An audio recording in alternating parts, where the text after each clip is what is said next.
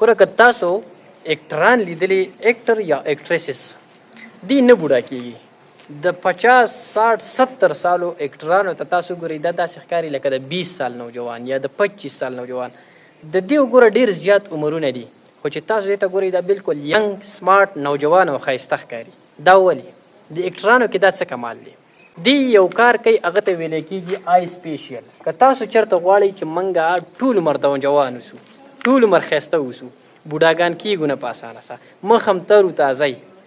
دا ګونجې په مخ باندې نه راځي نو بیا تاسو لکه د اکټرانو په شانته کې آی سپیشل شروع کوئ آی سپیشل چې دی دا داسې یو ټکنیک دی داسې یو طریقه ده روزانه به یو انسان داسې کار کوي چې د واورې ټوکړۍ به رخلي او په دې خپل مخ پسې به یې د 30 سکنډ لپاره داسې نیسي په دې ټول مخ پسې دې ته ویلی کېږي آی سپیشل اوس د دې آی سپیشل فایده څه ده د دې فایده دا ده چې انسان به بیا نه بوډا کېږي د ده په مخ باندې به ګونجې نه راځي دا ایجنګ سټاپ کوي ایجنګ کنټرول کوي انسان به د 50 60 سالي خو دی به داسې ښکاري لکه د 20 او د 25 سال نوجوان ښایسته هلک به ښکاري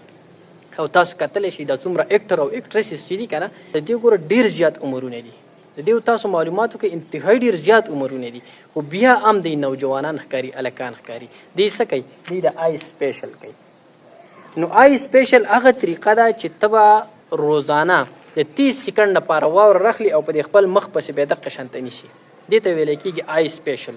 بله طریقه د دې دا ده چې د واورې اوبه یخې به ته راوالي هغه به په یو لوښي کې په یو کټوري کې یا په جام کې یا په کاسه کې به یې راواخلي یخې اوبه او په هغه کې به ته د خپل مخ د 30 سکنډ لپاره روزانه نیسي دې ته ویلی کېږي آی سپیشل اوس د دې فایده څه ده ګوره د دې 3 غټې فایدې دي یو فایده په دې کې دا ده چې دا تاسو ته ما وویل په مخ باندې رینکلز بیا نه راځي دا کمې ګونجې چې په مخ باندې راځي که نه دا ختمې شي دا بیا نه راځي نو د دې مقصد دا دی چې انسان زر بوډا کېږي نه نو دا دویمه فایده شوله یو رینکلز نه راځي دا ګونجې په مخ باندې نه راځي او دویمه فایده یې دا شوله چې دا انسان بیا ایجنګ کنټرول شي د دې انسان بیا ایجنګ کنټرول شي دا زر بوډا کېږي نه د مخ نه نوجوان ښکاري هلک ښکاري او دریمه یو فایده دی د آی سپیشل هغه دا ده چې د ځینې انسان دا مخ چې دی که نه دا غوړځي راپرېږدي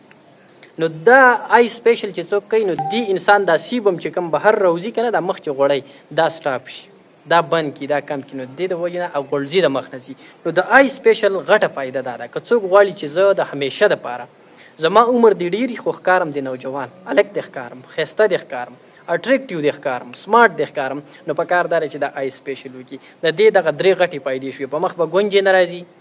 انسان هلک ښکاري نوجوان ښکاري او دریمه فایده ده چې دا کم غوړځي په مخ باندې راځي دا به بیا نه ښکاري هغه شانته کې نو که تاسو غواړئ چې موږ اټریکټیو ښکاره شو زموږ عمر ډېرې خو ښکارو نوجوانان هلکان نو تاسو آی سپیشل کوئ